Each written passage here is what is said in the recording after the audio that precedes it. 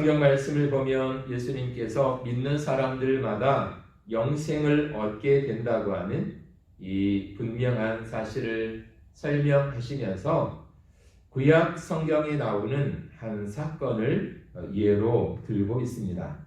14절에 있는 것처럼 모세가 광야에서 뱀을 든 그런 사건을 지금 말씀하고 있습니다. 이 모세가 광야에서 뱀을 든 이 사건은 구약 민수기 21장 4절 이하에 나오는 내용입니다. 거기 보면 이스라엘 백성들이 광야 길을 걸어갈 때 그 가는 길이 마땅치 않다고 그들이 마음이 상했다, 성경은 이렇게 기록하고 있습니다. 그러니까 마음이 상했다는 것은 쉽게 말하면 기분이 나빠졌다는 것입니다. 하나님께서 이스라엘 백성들을 애굽에서 나와 가나안으로 가게 하실 때 편안한 길, 잘 닦여 있는 길, 그런 길로 아마 인도해 주실 거라고 생각을 했던 것 같습니다. 그런데 그들의 기대와는 전혀 다른 광야길을 걷게 되니까 백성들의 마음이 상했습니다. 기분이 몹시 나빠졌다고 이야기하고 있습니다. 뿐만 아니라 그들은 먹을 것도 변변하지 못하다고 불평을 합니다. 또 마실 물도 없다고 그들은 원망하고 있습니다.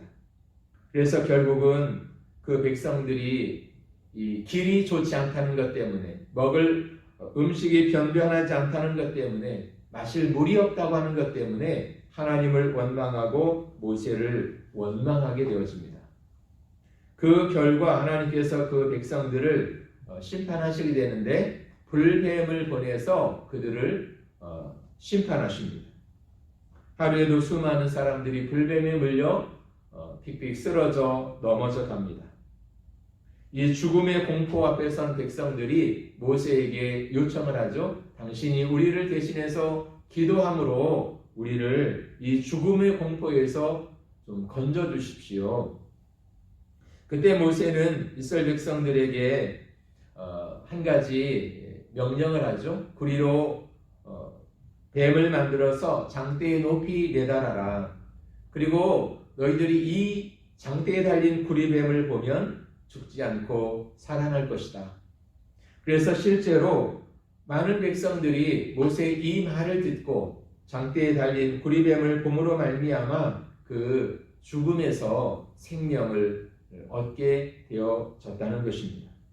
그것이 민수기 21장에 나오는 모세가 광야에서 뱀을 든 사건의 이야기였습니다. 그런데 오늘 왜 예수님께서 믿는 자마다 영생을 얻는다라고 하는 이 말씀을 하시면서 이 모세의 구리뱀 사건을 이야기하고 있을까요? 그것은 예수님의 십자가 사건과 똑같다는 것입니다. 모세가 장대에 매달린 구리뱀을 보면 너희들이 죽지 않고 산다. 그래서 실제로 그 말을 믿고 쳐다본 사람들은 다 생명을 얻었다는 것처럼 예수 그리스도, 그분의 십자가를 바라보고 예수 그리스도를 믿는 사람들마다 영원한 생명을 얻게 될 것이라고 말씀하고 있는 것입니다. 그러니까 예수 그리스도를 바라보고 예수 그리스도를 믿으면 구원을 받고, 하나님의 말씀을 믿지 않고 주님을 바라보지 않는다면 결국 그것 때문에 그들은 심판받게 될 것이라고 말씀하고 있습니다. 그러니까 하나님께서 우리에게 구원의 길을 주셨는데 그것은 결코 어려운 방법이 아니었다는 것입니다. 그 옛날 광야에서 이스라엘 백성들이 모세의 말을 듣고 그냥 장대에 달린 구리뱀을 쳐다만 보면 살았다는 것처럼 예수 그리스도를 믿기만 하면 심판받지 않고 그가 영원한 생명을 얻게 된다고 하는 아주 간단한 생명의 길을 우리에게 하나님은 주셨다는 것입니다. 그러니까 복잡한 방법을 주시지 않았습니다. 시험을 본다거나 선착순으로 모집을 한다거나 그런 게 아니었습니다. 그냥 오직 믿으면 구원을 않는 것입니다. 그래서 성경은 그것을 은혜였다고 이야기합니다. 우리의 어떤 노력의 대가로 주어지는 것이 아니라 하나님의 사랑 안에서 거저 주시는 구원의 은혜였다는 것입니다. 그래서 우리도 예수를 믿기만 하면 구원을 받고 영원한 생명을 얻고 하나님의 자녀가 되는 놀라운 축복을 얻게 된다고 하는 것입니다. 바로 그것을 설명하기 위해서 오늘 예수님은 14절에 나와 있는 모세가 광야에서 뱀을 든 것 같이 라고 하는 이 말씀을 시작하고 있는 것입니다. 여러분, 이 땅에서 태어난 아기가 제일 먼저 배우는 것이 무엇일까요? 이 땅에 태어난 아기가 제일 먼저 경험하고 느끼는 것이 무엇일까요? 많은 사람들은 그것을 사랑이라고 이야기하고 있습니다. 사실 이제 막 태어난 아기를 한번 생각해 보십시오. 이제 막 태어난 아기는 자기의 엄마의 얼굴도 본 적이 없습니다. 엄마의 이름도 모르고 나이도 모릅니다. 어떤 사람인지 아는 게 아무것도 없습니다. 그래도 이 아이가 제일 먼저 느낌으로 알 수 있는 것은 엄마가, 부모님이 자기를 사랑한다는 것은 안다고 합니다. 또 그런 따뜻한 엄마의 사랑을 느낄 때 이 아이는 마음의 평안을 느끼고 행복을 느끼고 또 안정감을 얻게 된다고 합니다. 그런 것을 보면 참 신기한 것 같습니다. 아무것도 모를 것 같은 이제 막 태어난 아기가 자기 어떤 부모님에 대해서, 엄마에 대해서 아무런 그것에 대해 알지 못하는 그 작은 아기가 자기를 사랑해주는 따뜻한 엄마의 그 사랑을 느낌으로 알 수 있다고 하는 것은 참 신비한 것 같습니다. 그러나 이 아기가 막 태어나서 느꼈던 그 따뜻한 사랑을 느끼지 못할 때 거기서부터 사실은 온갖 문제가 생기기 시작한다는 것입니다. 그러므로 풍성한 삶의 시작은 하나님의 사랑을 아는 데서부터 시작하는 것입니다. 한 아이가 태어나자마자 그 부모님의 엄마의 따뜻한 품 안에서 그 사랑을 아주 풍성하게 느끼고 경험할 때 이 아이가 건강한 아이로 잘 자라는 것처럼 우리 사람도 마찬가지라는 것입니다. 하나님의 그 따뜻한 사랑, 풍성한 사랑을 알고 그것을 경험하게 될 때 이 세상에서 풍성한 삶을, 기쁨의 삶을 살아갈 수 있게 된다는 것입니다. 그러면 누가 이런 하나님의 사랑을 누리며 살 수 있을까 하는 것입니다. 오늘 성경에 보면 하나님이 우리에게 주신 방법은 다른 것이 아니라 믿는 자마다 라고 되어 있습니다. 15절에 보니까 믿는 자마다 영생을 얻게 하려 하심이라 이렇게 되어 있습니다. 이 믿는 자마다 라고 하는 것은 누구나 다 이 하나님 사랑 안에 열려 있다는 것입니다. 그것이 높고 세상적인 신분이 높고 낮음에 관계없이 얼마나 많은 돈을 가지고 있느냐 없느냐에 상관없이 그가 세상에서 얼마나 유명한 사람이냐 아니냐 그거에 상관없이 누구나 다 이 하나님 사랑 안으로 나아올 수 있다고 하는 것입니다. 옛날에 심창원이라고 하는 유명한 탈옥범이 있었죠. 그런데 이 사람이 나중에 교도소에서 예수를 믿고 신앙생활을 하게 되어졌다고 합니다. 그런데 그가 예수님을 영접하게 된 계기가 있었는데요. 이 사람은 아주 어렸을 때부터 그 누구로부터도 사랑이라는 것을 받아보지 못했다고 합니다. 그래서 그 어떤 부모님으로부터 마땅히 받아야 될 그런 사랑을 전혀 경험하지 못한 사람이었습니다. 그러니까 그 마음이 얼음장처럼 차가워진 사람이었습니다.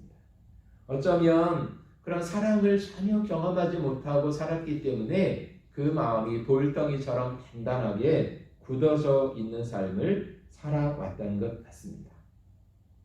그런 그가 나중에 범죄자가 되고 감옥에 들어가게 되는데, 그가 그 교도소에서 전도하는 어떤 사람의 말을 들었습니다. 어떤 말을 들었냐면, 하나님은 당신을 사랑하십니다. 이 말을 들었다고 합니다. 하나님이 당신을 사랑하십니다. 이 말을 듣는 순간 돌덩이처럼 굳어있던 그의 마음이 녹아지기 시작했습니다. 그리고 그 예수님을 믿게 되어졌다는 것입니다. 어떤 사람이든 마음을 열고 예수님을 영접하기만 하면 그 사람은 하나님의 풍성한 사랑을 경험하게 되고 또 하나님 안에 있는 영원한 생명을 선물로 받게 된다고 하는 것입니다. 그러므로 이 시간 오늘 우리가 하나님을 향해서 우리의 마음을 열고 그 하나님의 사랑을 받아들이기를 원하는 것입니다. 우리가 우리의 마음을 열고 주님을 내 마음에 모셔드리고 하나님 사랑이 내 마음에 부어지기를 소망할 때 주님이 찾아와 주셔서 우리의 모든 죄를 용서해 주시고 우리를 구원의 길로 인도해 주실 뿐만 아니라 하나님의 자녀가 되는 놀라운 권세를 우리에게 주시겠다고 성경은 약속하고 있는 것입니다. 그런데 오늘 우리가 잘 아는 요한복음 3장 16절의 말씀을 보면 하나님이 세상을 이처럼 사랑하사 독생자를 주셨으니 이는 그를 믿는 자마다 멸망하지 않고 영생을 얻게 하려 하심이라 이렇게 말하고 있습니다. 하나님이 이 세상을 이처럼 사랑하셨다고 말씀하고 있습니다. 그런데 오늘 이 사랑을 경험할 수 있는 사람은 그를 믿는 자라고 말씀하고 있습니다. 구원받는 사람도 모든 사람에게 열려 있지만 그것을 자신이 실제로 경험할 수 있는 것은 믿는 사람만 가능하다고 이야기하고 있습니다. 하나님을 믿는 사람만이 하나님의 사랑을 경험할 수 있고 하나님이 예비하신 풍성한 삶을 살아갈 수 있다고 성경은 분명하게 말씀하고 있는 것입니다. 그래서 오늘 모든 사람들이 이 땅에서 주어진 한 인생을 살아가는데 그 생명이 다하는 날 주님 없이 산 사람들, 그가 얼마나 세상에서 명성을 날리고 화려하고 멋진 삶을 살았는지 그것과 상관없이 그 마음에 예수님 없이 산다면, 예수를 믿지 않고 산다면 어느 누구도 하나님의 심판에서 예외일 수 없다고 하는 것입니다. 하나님의 사랑은, 하나님의 구원은 모든 사람들에게 열려 있지만 그 하나님의 사랑을 믿고 받아들이는 사람만이 하나님의 사랑을 경험할 수 있고, 모든 사람들에게 생명의 길이 열려 있지만 예수 그리스도를 믿고 그 마음에 모셔드리는 사람만이 영원한 생명을 얻게 된다고 하는 사실을 오늘 성경은 우리에게 가르쳐주고 있습니다. 그 15분이라고 하는 짧은 단막극이 있는데 내용은 이런 것입니다. 어떤 유명한 청년이 30살에 모든 그 공부를 마치고 이제 결혼을 앞두고 있었습니다. 이제 모든 그 공부 과정을 마치고 박사가 되려고 박사 논문을 제출해 놓고 결과를 기다리고 있었습니다. 그런데 그런 와중에 의사로부터 당신은 알 수 없는 병에 걸려서 15분 후면 이제 죽게 됩니다. 그런 선고를 받게 되어졌습니다. 얼마나 불안하고 무섭겠습니까? 점점 시간이 이제 흘러가기 시작을 합니다. 그때 밖에서 편지가 왔다고 하는 소식이 들려왔습니다. 그 편지의 내용은 뭐냐면 엄청나게 그 부자인 삼촌이 계셨는데 그 삼촌이 돌아가시면서 모든 상속 재산을 이 사람에게 물려주겠다고 하는 그런 내용의 편지였습니다.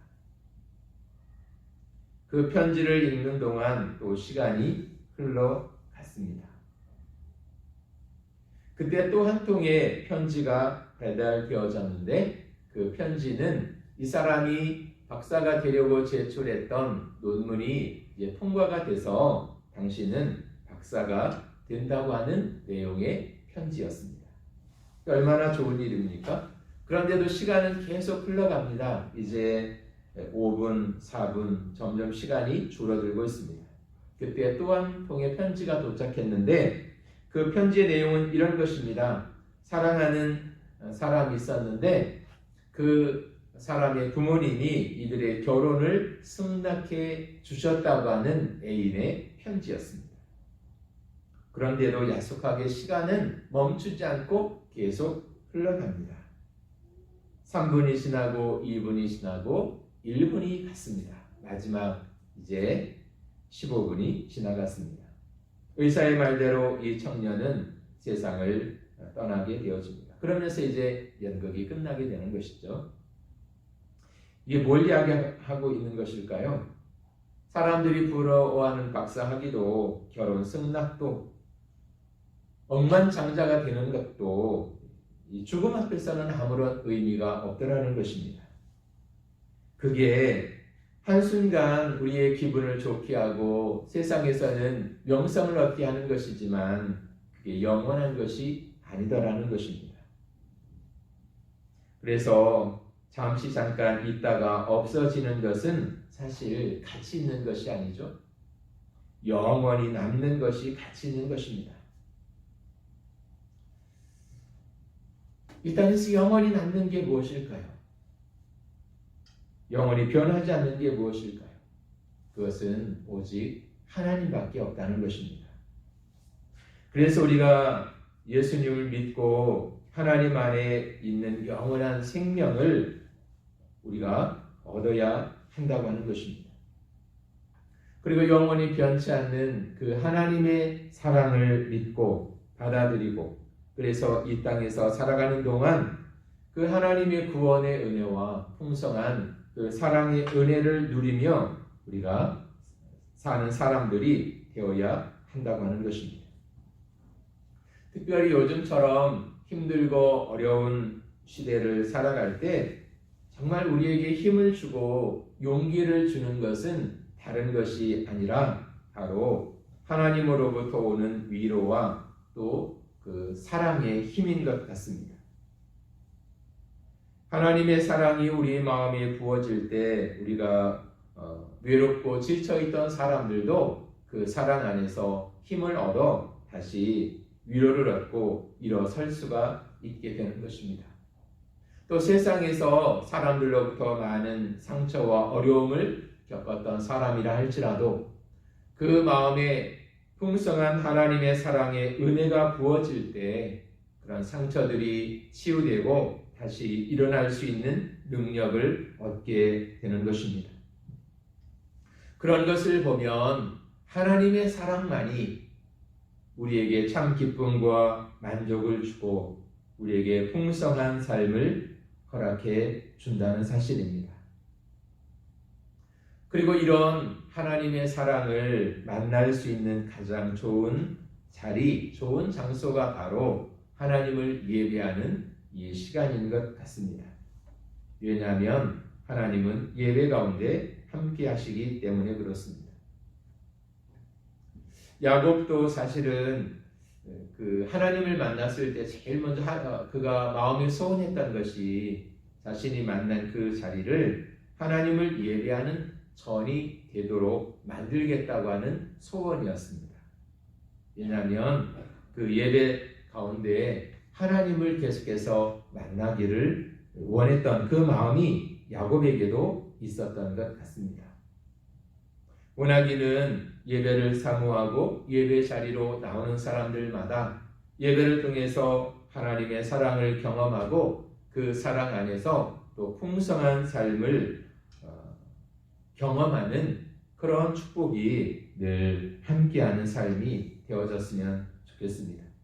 두 번째로 이 모세의 불뱀 사건은 예수 그리스도의 십자가 사건을 예고편처럼 보여주는 사건이었습니다. 그래서 그 모세가 들었던 그 장대는 그 십자가를 의미하는 것이고, 그 장대에 매달렸던 구리뱀은 예수 그리스도를 상징하는 모습이었던 것입니다. 그렇다면 그 구리뱀 사건을 통해서 하나님이 우리에게 보여주셨던 그 십자가 사건의 의미는 무엇이었을까 하는 것입니다. 우리는 그 부활절이 다른 해보다 조금 늦은 것 같습니다. 4월 셋째 주가 부활절인데요. 우리가 이런 부활절을 앞에 두고 예수님의 고난, 또 예수님의 십자가의 의미들을 생각하게 되는 때인 것 같습니다. 그렇다면 오늘 이 요한복음 3장에 있는 본문 말씀 속에 담겨져 있는 그 십자가의 의미는 무엇이었을까 하는 것입니다. 이 요한복음 3장 14절과 15절의 말씀에서 보여지는 것처럼 하나님께서 우리에게 원하시는 그 모든 사람들을 향한 하나님의 마음, 하나님의 뜻이 무엇인지를 우리에게 짐작하는 내용이 있는데요. 그것은 사람들이 하나님의 심판 속에서 멸망하는 것이 아니라 하나님 사랑 안에서 영원한 생명을 얻게 하는 것이 하나님의 마음, 하나님의 뜻이었던 것을 우리는 보게 되는 것입니다. 그런 의미에서 예수님의 십자가, 그것은 생명의 길이었다는 것입니다. 성경에 보면 항상 거기 두 가지 길을 이야기하고 있습니다. 넓은 길이 있고 좁은 길이 있고 생명의 길이 있고 사망의 길이 있다고 이야기합니다. 또 심판의 길이 있고 축복의 길이 있다고 이야기합니다. 항상 두 가지의 길을 이야기하고 있는데요. 그 두 가지 길에 서 있는 모든 사람들을 향해서 예수 그리스도께서 보여주신 그 십자가, 그것은 생명의 길이다, 하나님 앞으로 나가는 길임을 우리에게 말씀하고 있습니다. 또 두 번째로 이 예수님이 보여주신 십자가의 의미는 누구나 다 이제 하나님 앞에 나갈 수 있게 되어졌다는 것을 보여주는데요. 마태복음 27장 51절에 보면 예수님께서 십자가에 달려 돌아가실 때 어떤 일이 벌어졌냐면 성소 안에 있던 커다란 휘장이 찢어져서 둘로 갈라졌다고 이야기합니다. 이게 뭐냐면 옛날 그 이스라엘 사람들이 하나님을 예배하는 그 성소 안에는 커다란 이 커튼 같은 것이 있었습니다. 그리고 그 커튼 앞에까지 이스라엘 백성들이 오지만 그 커튼 안으로는 들어가지를 못했습니다. 왜냐하면 그것은 거룩하신 하나님이 임재하는 곳이었기 때문에 아무나 이 휘장 안으로 들어가지 못하고 오직 대제사장만이 1년에 한 번씩 들어갈 수 있었습니다. 그래서 그 대제사장이 이스라엘 백성들을 대신해서 하나님 앞에 나가 기도하고 또 하나님의 말씀을 받아서 이스라엘 백성들에게 전해주고 또 하나님의 축복을 이스라엘 백성들에게 대제사장이 이렇게 축복해주는 그 일을 했다는 것이죠. 그러니까 모든 하나님의 백성이었지만 개인적으로 하나님 앞에 직접 나갈 수가 없었다는 것입니다. 그런데 예수님이 십자가에 돌아가실 때 성소의 휘장이 이렇게 쫙 갈라졌다고 하는 의미는 이제 예수 그리스도를 통해서 모든 사람들이 누구나 다 하나님 앞으로 나갈 수 있게 되어졌다는 것을 의미하는 것입니다. 그래서 우리가 개인적으로 하나님 앞에 기도할 수 있고 하나님을 찬양할 수 있고 하나님을 예배할 수 있게 되어졌다고 하는 것입니다. 그러니까 그 휘장이 위로부터 아래까지 찢어져 돌이 되어졌다고 하는 것은 누구나 다 하나님 앞에 나갈 수 있는 길이 열려졌다는 것을 의미하고, 또 깨어졌던 관계가 다시 회복되어진다고 하는 것을 우리에게 보여주는 것입니다. 왜냐하면 죄된 인생은 하나님 앞에 나갈 수가 없었습니다. 그러나 주님이 십자가에 달려 죽으심으로 우리의 모든 죄와 허물을 용서해 주심으로 말미암아 우리가 하나님 앞에 나갈 수 있게 되어진 것이죠. 그래서 예수님의 십자가의 의미 속에는 하나님과 우리 사이에 깨어진 관계가 다시 회복되어졌다. 그래서 이제는 우리가 하나님 앞에 담대히 나갈 수 있고 개인적으로 하나님 앞에 나가 기도할 수 있게 되어졌다고 하는 것을 보여주고 있는 것입니다. 또 십자가에 담겨져 있는 의미는 우리를 향한 하나님의 사랑의 표시였다고 하는 것입니다. 로마서 5장 8절을 보면 우리가 아직 죄인 되었을 때에 그리스도께서 우리를 위하여 죽으심으로 하나님께서 우리에게 대한 자기의 사랑을 확증하셨느니라, 이렇게 말씀하고 있습니다. 하나님께서 우리에게 대한 사랑을 확실하게 보여준 사건이 바로 예수 그리스도의 십자가의 죽으심이었다고 이야기하는 것입니다. 그러니까 하나님이 우리를 얼마나 사랑하셨는지 우리가 알 수 있는 것입니다. 하나님은 그렇게 우리를 사랑하기를 원하셨고, 하나님이 사랑하시는 그 자녀들이 하나님 사랑 안에서 그 주님과 교제하며 살기를 원하셨다는 것입니다. 그래서 우리가 늘 자주 불렀던 복음성가 중에 당신은 사랑받기 위해 태어난 사람이라고 하는 곡이 있잖아요. 그것이 단순한 노래가 아니라 모든 그리스도인들을 향한 그 하나님의 마음이 거기 담겨져 있는 것 같습니다. 당신은 사랑받기 위해 태어난 사람입니다. 그것은 사랑이 하는 말이 아니라 하나님이 우리에게 들려주시는 마음인 것 같습니다. 우리의 사정이 어떻든 우리의 형편이 어떻든 세상에서 우리가 어떤 위치에 있든 그것과 상관없이 하나님은 우리를 사랑하신다고 말씀하고 있습니다. 그리고 그 하나님의 사랑의 크기, 그 하나님의 진실함을 십자가의 죽으심을 통해서 우리에게 보여주셨다고 오늘 성경은 말씀하고 있습니다. 오늘 그런 귀한 하나님의 사랑이 저와 여러분의 삶에 있다고 하는 것을 우리는 믿고 확신해야 할 것입니다. 그 사랑을 믿고 확신할 때 그 사랑 안에서 우리는 위로를 얻을 수 있고 세상을 이길 수 있는 힘을 얻을 수 있게 되어진다고 하는 것입니다.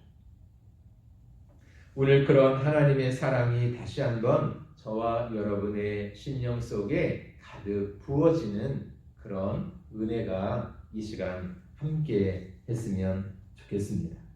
그리고 그 은혜 안에서 하나님께서 부어주시는 풍성함과 또 생명의 복을 누리는 귀한 믿음의 삶이 되셨으면 좋겠습니다. 특별히 예배 가운데 임재하시는 하나님께서 우리 예배 가운데 이 시간 임재해 주시고 그 풍성하신 하나님의 사랑으로 우리를 꼭 안아주셔서 다시 한번 우리의 영혼이 힘이 생기고 또 세상에서 힘들고 어려웠던 우리의 마음이 위로를 얻고 용기를 얻어서 또 담대하게 세상을 향해 달려가는 그런 축복이 우리 모두에게 있어지기를 원합니다. 기도하겠습니다. 참 좋으신 아버지 하나님, 이 시간도 하나님께서 우리 각 사람들을 사랑으로 안아주시고 우리의 심령 속에 주의 사랑을 부어 주시옵소서. 그 사랑 안에서 모든 두려움도 염려도 근심도 떠나가게 하시고 그 사랑 안에서 평안을 얻게 하시고 또 세상 가운데서 믿음으로 승리할 힘을 얻는 은혜가 있게 하여 주시옵소서. 예수님의 이름으로 기도합니다. 아멘.